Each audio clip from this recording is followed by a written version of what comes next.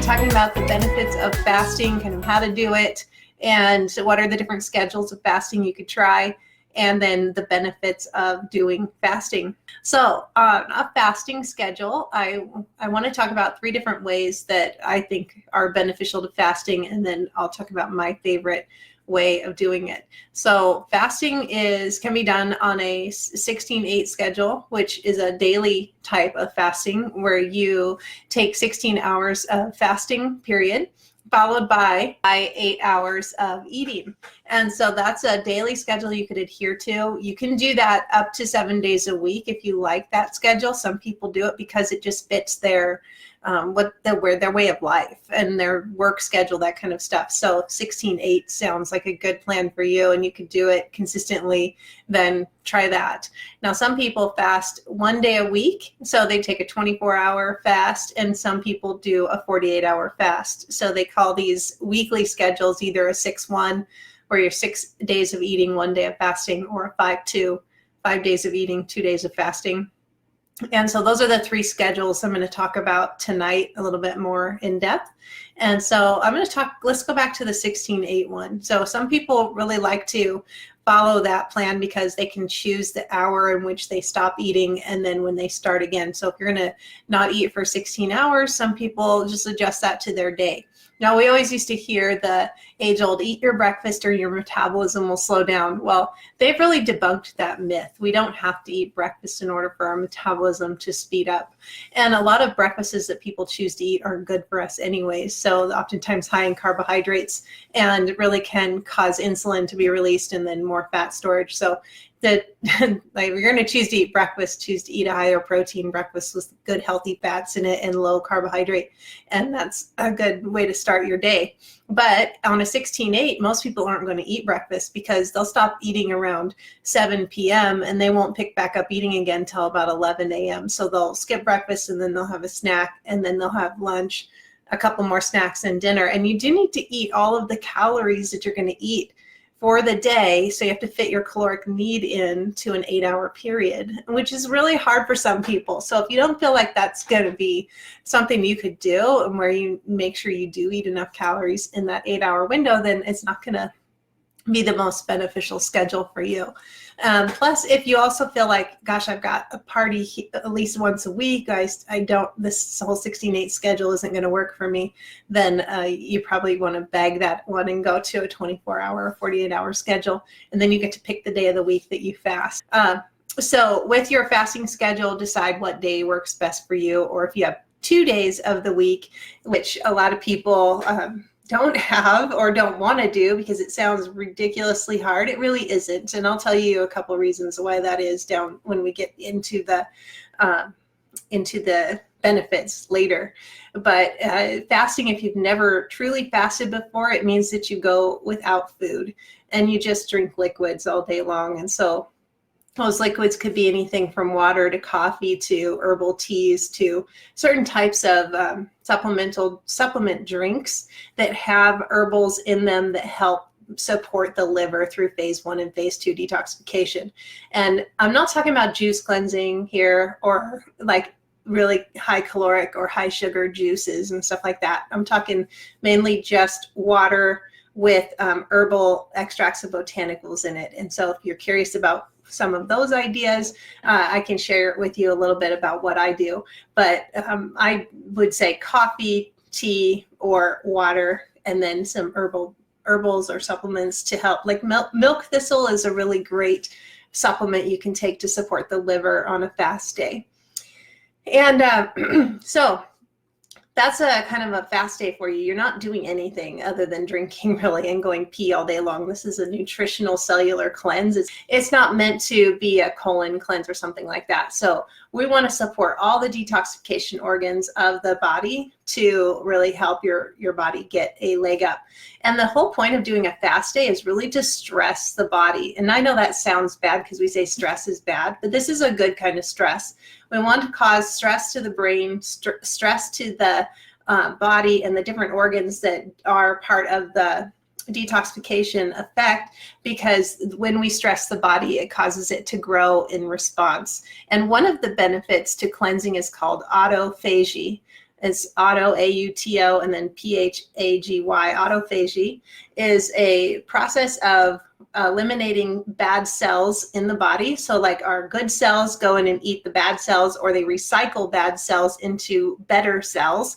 So it's kind of like taking bad parts from or I guess good parts from a car and using those good parts to help rebuild and restore an older car that's maybe partially broken down. And so that's called autophagy. And the really important part about taking a day of rest from food, or the 16-hour rest from food, is that your body can just go to work doing that. And that's so important because we don't have to detoxify all the food and the drinks that we're putting in our body. And so then it can just do the work of detoxification. And part of that detoxification process is autophagy. Now, one of the other things that is going on with detoxification is the liver is going through a couple different phases of detox. It goes through phase 1 and phase 2 detoxification. So if you think of like your arm and the forearm right here as being phase 1, and the fingers being phase 2 detoxification, you've got to get through phase 1 first in order for phase 2. So think about this like the freeway, and then these are the little junctions on the freeway that go off, like the exits of the freeway. And so if the freeway is all bottlenecked up, you can't get out to where you want to go. And so detoxification needs phase 1 to be operating at full capacity first before phase 2 can happen. And we need specific nutrients on board in order for phase 1 detoxification to happen. And so when you're in your feeding days or feeding hours, like for instance, the 16-8, you're eating for that 8-hour period of time, or you're eating for your 5 days or 6 days, right? You want to make sure that you're eating really high cruciferous vegetable content. So, your broccolis, your kales, those kind of things. And you can take a supplement that has that in it as well. But taking high cruciferous vegetables helps open up that phase 1 detoxification pathway. Also, high antioxidant type foods like blueberries does this as well. And so just eating that is going to open that up and allow for phase 2 detoxification to happen. Now, a lot of minerals and vitamins open up phase 2 detoxification. That's why we need to get a full plethora of different whole foods on board when we're eating.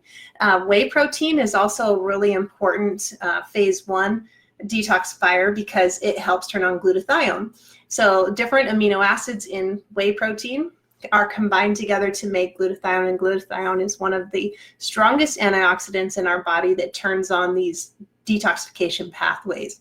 So eating whey protein or eating good amounts of protein, getting that protein level up to that 35 to 40% like we've talked about, will help you get enough amino acids on board to turn on glutathione that turns on detoxification inside the liver. Now, all this is saying that your liver is very healthy, because an unhealthy liver or a fatty liver is slowed down in its detoxification efforts. And so in that slowing down of detoxification efforts, we're not able to do all the work that we need to do to metabolize a toxin that comes in. And when those toxins come in that our liver is trying to metabolize, sometimes it can't do it if it doesn't have the building blocks like we just talked about. So if you don't have the vitamins, the minerals, the glutathione, the antioxidants, and all the things that those cruciferous vegetables help do in phase 1 detoxification, we can't get to phase 2, which is where the metabolite or that toxic substance gets turned into a water-soluble substance that can then get excreted from the body. And we need to eventually excrete it from the body through the urine or through the colon, or breathe it out, because that's then not going to cause any more damage to the body. But unfortunately, people in their eating periods don't eat well enough to allow the liver all the different phase 1, phase 2 detoxification pathways to be open to their fullest degrees. And so when that's the case and a toxin comes in and the liver's trying to do the work, it gets clogged up in phase 1 detoxification, can never get to phase 2, and that metabolite becomes a fat soluble metabolite that the liver then tells it to go get stored in the fat cell. So then our fat cells can get bigger and bigger over time because we have more toxicity building up in the body, and that toxicity can cause obesity and can cause all sorts of problems with the autoimmune diseases, cancers, things like that. So the environment that we're living in, the food that we're eating, that we can't control some of it we can. We can control the toxins we're putting in and on our body, but sometimes we can't, like the mattresses we sleep on, the water we drink, things like that. Can't really necessarily control that. But we can control how healthy our internal liver and detoxification organs are to help us metabolize those those fat-soluble metabolites into water-soluble metabolites so they can be excreted from the body, because we don't want to store them in the fat cell. Now, let's say they're stored in the fat cell, because all of us have fat cells, and all of our fat cells are storing some sort of toxicity right now, including our bones and our muscles and even our bloodstream. So those toxins have to go somewhere at some point. And on a fast day, when we take a rest from food up to 48 hours, or we're doing the 16-8 thing, whatever you guys choose, you actually will go into a place of ketosis. Ketosis happens about 10 to 12 hours into a fast. And when you go into a fast day, you're basically 10 to 12 hours in burning glucose or sugars. And then at about 12 hours, your body turns from being a sugar burner into a fat burner, because it no longer has enough glucose on board to burn for fuel. And so it has to take fat from the fat cell and put it into the bloodstream. And then that fat cell goes to the liver, and the liver turns it into a ketone body. So you've heard of ketosis. Ketosis happens when we fast, and ketosis is what burns fat, and that's how we lose weight when we fast. But the whole point is, well, yeah, it's great to lose weight and lose fat weight, but it's also amazing because we're detoxifying at the same time, because those toxins are coming out of the fat cell as well as the fat is. So it's going to the liver to be reorganized again, and the liver's trying to detoxify that and get it out of the body, again. But if we don't do a good job during the week of preparing the liver for all the goodness that we're supposed to prepare for phase 1 and phase 2 detoxification, we are not going to do a good job of getting rid of those toxins. So then they're free floating around in our bloodstream again, looking for a home. And they could go into your bones, your muscles, or back into your fat cells. So again, it's not just as important to fast, it's very important on the days you're eating to eat a variety of whole foods that are a wide range of vitamins, minerals, and your B vitamins and all those things that are going to support phase 1 and phase 2 detoxification. Speaking of water, on cleanse days or detoxification days, you do need to drink lots and lots of water. So, your base minimum is half your body weight in ounces of water, but on a fast day, you want to drink about 1 gallon to 1.5 gallons of water. You can have coffee, you can have tea. So all that stuff counts. And I'm not one of those believers in the fact that coffee makes you is a diuretic. In fact, they debunked that myth as well. So if anyone ever tells you that, that's not true. You can look it up. I think that's interesting. So you can say, I can drink coffee, and it's not gonna mean that I have to drink 2 more cups of water to counteract the coffee. I'm a big believer in coffee too, just for all of its therapeutic benefits, but it also helps rev up the metabolism and burn fat.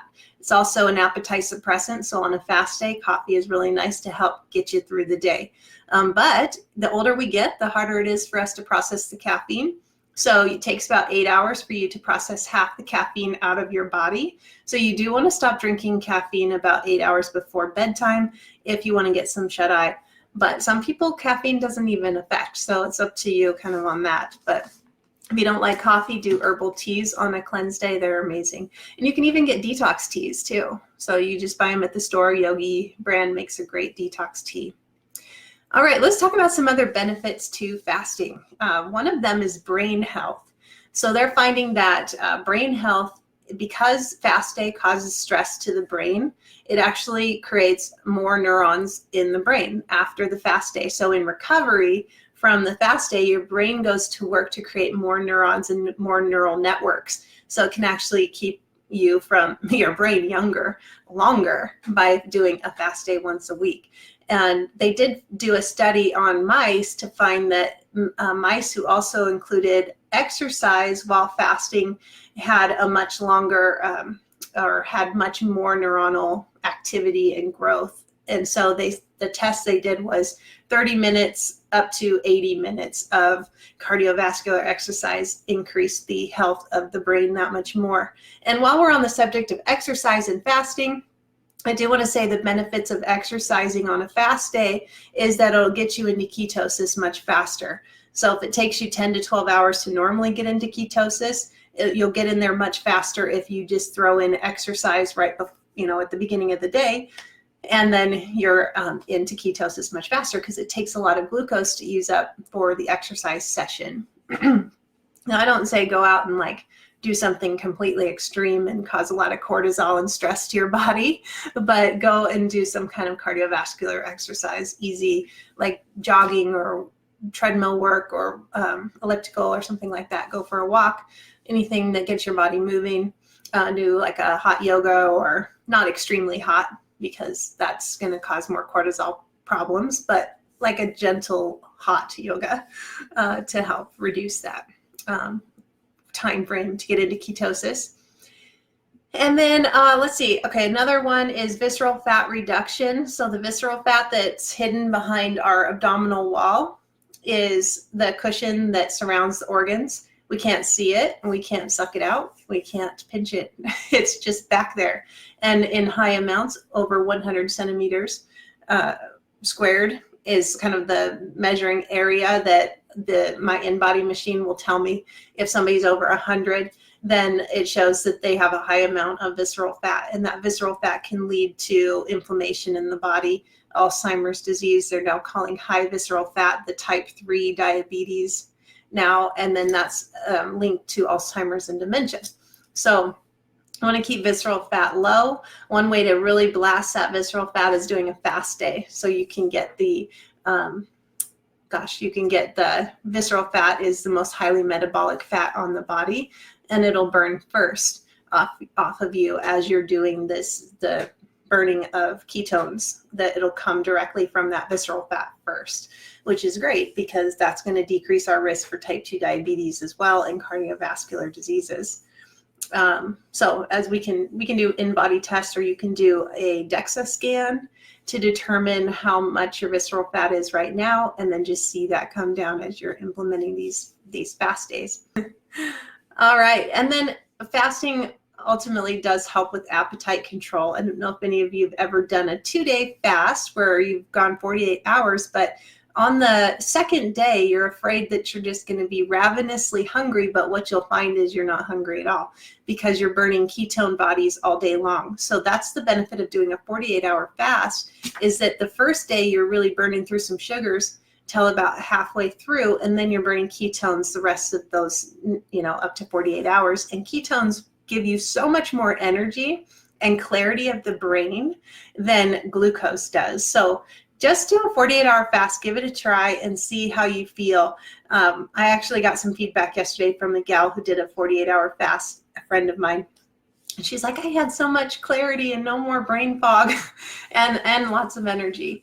And so it may not be the case for you on your first time ever fasting. You might actually feel like garbage, and that's really common. So I hate to tell you that it's going to be all sunshine and roses, because it might not be, but it might be fine. But if you have blood sugar issues or controlling your blood sugar, it might also be hard to do 48 hours.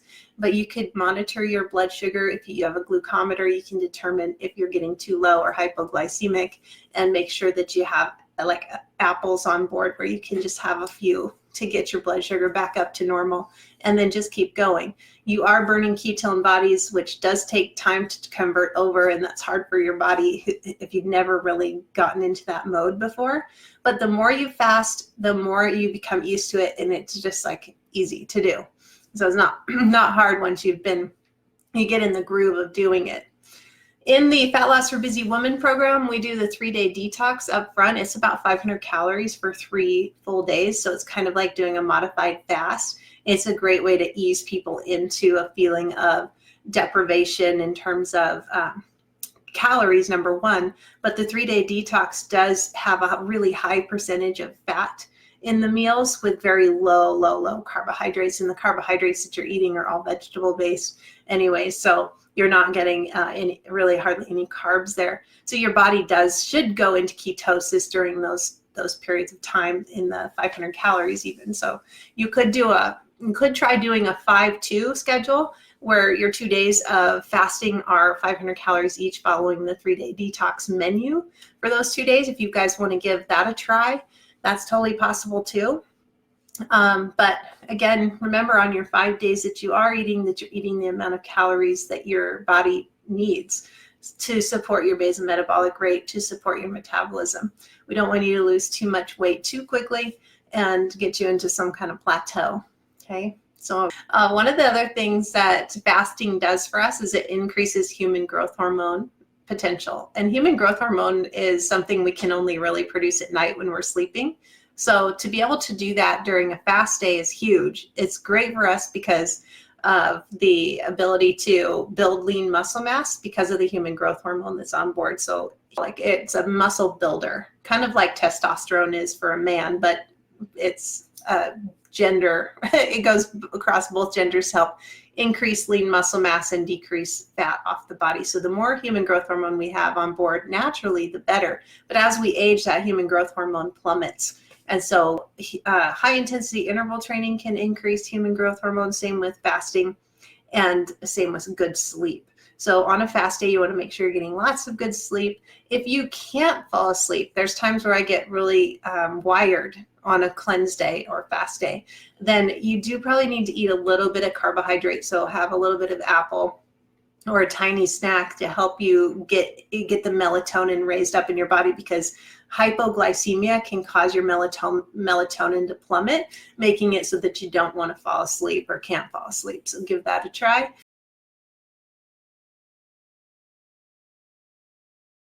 That's hypoglycemia. So you just want to make sure you do have a little bit of easy glucose on board. So apple or a little bit of a banana.